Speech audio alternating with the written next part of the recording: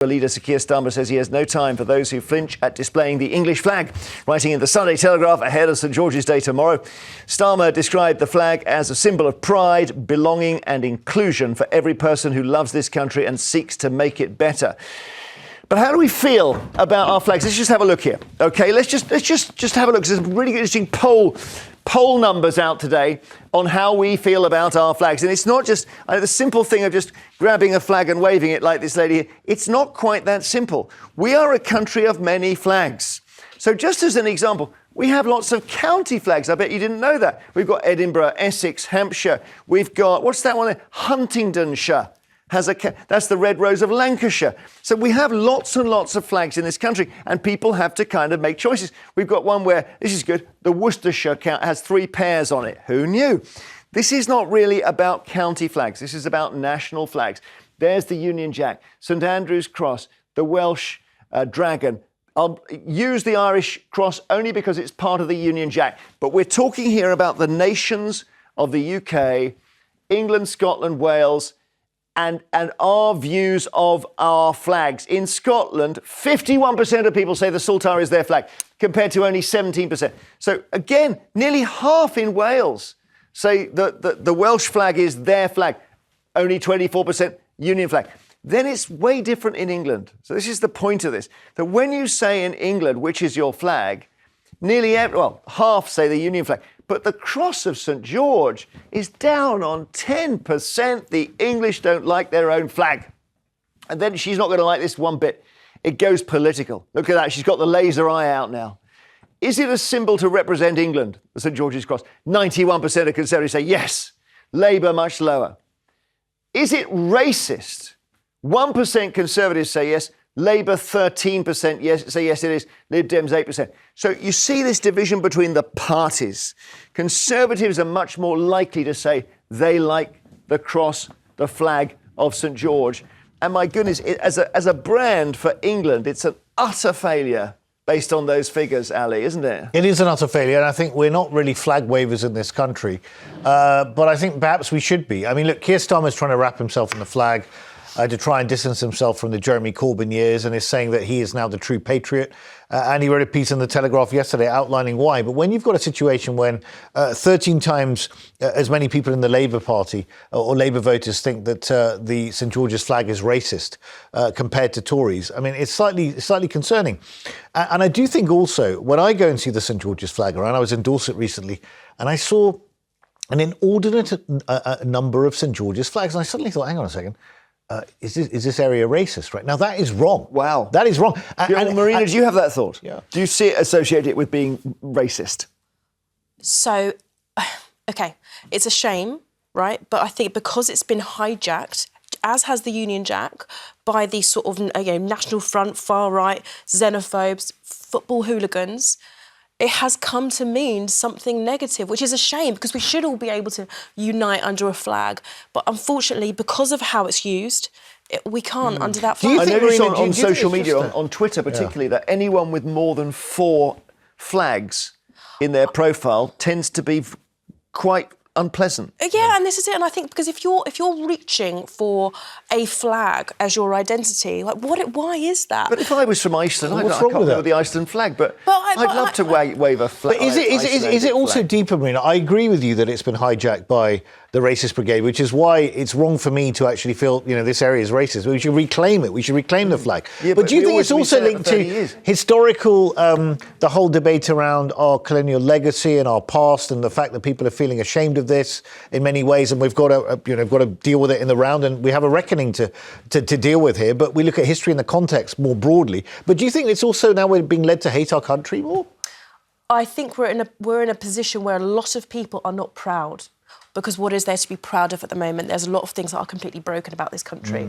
So I feel like we're not in an area of being proud to be British, proud to be English. I feel proud. You know what I love? Like, honestly, and people, certainly like the Twitter trolls, they think I'm like a anti-patriot. The thing is, I do actually love this country, and the reason I criticise the government so much is because I just want it to be better. Like British people, like London in the summertime, I love this country. Yeah. The British sense of humour. And I'm sorry, like when people describe London as this horrible place, not the one I've seen. Like if someone drops an Oyster card, or everyone's there to help. If I got stuck on a train with my pushchair, people, all there to help. And I just think it's like the British people are wonderful, but I hate what's being done to the flag. The flag. OK, Angie in Leicestershire, so we've only got 10% of us like the St George's Cross or identify. What do you think, Angie? Oh, hello. Go on. Yeah, I'm going to be flying my flag first thing tomorrow morning out of the window, possibly putting little English flags on my car as I go about tomorrow, celebrating St George's Day. Brilliant. Very proud to be English. Very proud. Why should it be shunned away all the time? Angie, There's a lot of people in this. Angie, can I just ask, I'm really curious, what is it at the moment that makes you proud to be English? Just so I know. Well, I'm just proud to be English, I was born here. This country's done a lot of bad, but it's also done a lot of good. And as for the footballs, that the fans use that is a shame, really. They used it for the wrong purpose. But me, myself, I'm very proud, and I like, every St George's Day, I'd like to be like the Irish and that, St Patrick's Day is brilliant. Do you think that And flag... why can't we be the same? Thanks, Angie. Oh, I was gonna say Sorry, that. go on. I just wanted to know if Angie thought that it had been hijacked by other groups. Has it been hijacked by other groups, Angie?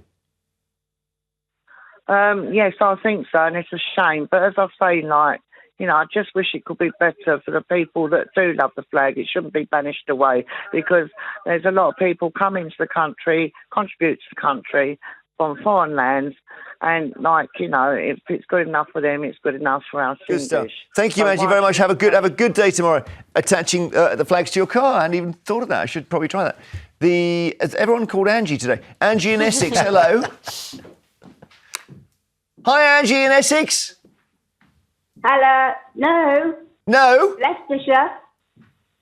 Oh, I reckon the first Angie we spoke to was Angie in Essex. And she piped up. Oh, right. This is... I didn't think she sounded like she was from Leicestershire. So where are you from, Angie? I'm from Loughborough in Leicestershire. Right. This is And Tinder. I'm totally British. Yes. Tomorrow, St George's Day, is my 70th birthday. And for as long as I can remember, I have put my flag up for my birthday and to celebrate St George's Day, because I'm very proud of my country. And I've just moved into Leicestershire, and I live in an area which is predominantly Asian, who I've found to be absolutely amazing. Lovely, lovely neighbours, very friendly. But I am really scared tomorrow. I don't think I'm going to be able to put my flag up, which disappoints me. Oh, what's an interesting call you've made. I feel I should. Yeah, because you think people are going to see you as being a bit sort of, little Englander.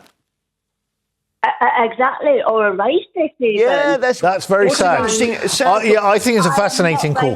One little bit, No, Angie, I think you've made a really interesting call. I would put it up anyway, I must say. Angie, I think you're right. You should not be fearful of putting your own flag up in your own country, for heaven's sake. Well, but I think it's... We need to reclaim it. We need to reclaim the flag. She's very considerate towards her neighbours. I do understand, because... And that, to me, smacks of where we've got to in the country. Yeah. As Marina started the conversation by saying that has been hijacked by racist and football hooligans. Look, I feel the same, Angie, when I go around certain areas and you think, hang on a second, why am I feeling this way about a flag? And by the way, Angie, I don't know how you feel about it, but when I was in my young years, I felt myself more British. Now I feel myself more English on the back of Scottish nationalists and Welsh nationalism. I actually want to stand up for my own country. I was born in England. I love England. And yes, I'm British too, but we should be proud of the flag, Angie. Yeah, but when you say I am English, it sounds like almost a bit abrasive. If you're talking to someone Scottish and you say I am English, you think, oh, OK, you're... Yeah, but the Scots don't have that. Well, they're very proud of it. They don't. They're very proud of it. So, Rebecca in London, hi, you're a bit uncomfortable about the flag. Hi, morning, everyone. Hi. Yeah, I am. My background is Afro-Caribbean, and I'm more comfortable with the Union Jack than the St. George's. When I see St. George's, I think EDL. It doesn't bring about a space of safety for me. So even when, for instance, England is playing, I want to like be patriotic, but then when I see all the St. George's flags, it's not a good thing. The first thing I feel is fear. Well, yes. Listen. I'm sorry, but that is a theme today, Marina, isn't it? It's. And by the way, no shade thrown on the people cropping up in these photos here. We're not suggesting there's anything racist. But you know, Emily Thornberry didn't help, did she, when she tweeted that thing? Lady Newgie, when she went to this so-called working class area or whatever, and tweeted out a picture of someone putting a St. George's flag on the house. Do you know, Ali, that was about 10 years ago or something. No, but so what? I know it was really misguided from her. But that's exactly why Starmer's trying to wrap himself in the flag. Wrong with what she did. She showed a white van and an England flag and said Rochester. I always thought, I don't know why she resigned over that. Because back in those days, you used to resign if you did something that was considered wrong. Oh, OK, right. Rebecca, listen, all the best to you. Thank you. Roy in Wolverhampton, hi. Good morning. In the words of Earlin, there'll always be an England, and England shall be free. Forgot the second line. And, yeah, what else, Roy? What else? What a wonderful country we live in. There's a big lump of the world living here with us, quite happily. And there's people coming across on little boats to try and get here. Hey, we can't be that bad, surely. You know, if everybody wants to be here, and them that are here, they're wanting to stop, they're not wanting to go. This is a wonderful country. Yeah, it is. But is the flag a problem? Because you're obviously a very inclusive, outward-looking guy, but there are people who fly the flag who aren't. Do you know what I think? I think the people who are racist are the ones who are against the flag. Well, on paper, yeah, but they're the ones who seem to drape themselves in it. Well, that's the trouble with most people who are at the top of the tree. You know, they push it against. Why do they? You know, I spent time with the Scottish Regiment, and they were so proud of their flag. Yep. You know. And something weird is going on here. The Scots are very proud. They're very proud. But I can't think of any other country in the world that has a problem with its flag. Well, the Welsh are very proud. I mean, it's the English, actually, that have got a problem with their flag. What's wrong with us? You never say the Swedish. And the interesting thing is saying we don't like our flag. Well, the interesting thing is also the Scots. I mean, you've got a Muslim leader of the Scottish National Party at the moment, right? So this is not even like Scottish nationalists make people from ethnic minority backgrounds feel that they can't claim the flag. We've got a problem in England. I think partly it might be the fact that we're not very good at defining what our values are and coalescing around the flag. We need to reclaim the flag. Let's talk to just Sam in Nottingham before we move on. Sam, hi. Hi. Thank you. Morning, everybody. Morning. Will you be flying the flag tomorrow? No, I won't be. I just want to reiterate what my sister Marina was saying on the show. And thank you very much for raising that point. Because me, as a person of colour, if I see the George's flag, to me, the connotations and links it's had in past, which you're not talking that far back, you're talking about 20, 30 years ago, where National Front, fascism, EDL were openly displaying the flag. So as a person of colour, it feels uncomfortable for me to even view that flag. I think we just have to be mindful of the implications where even though 20, 30 years ago, National Front, EDL were fascism, were fronting the George's flag, we can't just disregard the majority of people's feeling towards it because this feeling are still rife today in a lot of extent. All right, Sam, thank you. It's a sad note to end on, but it has to be said.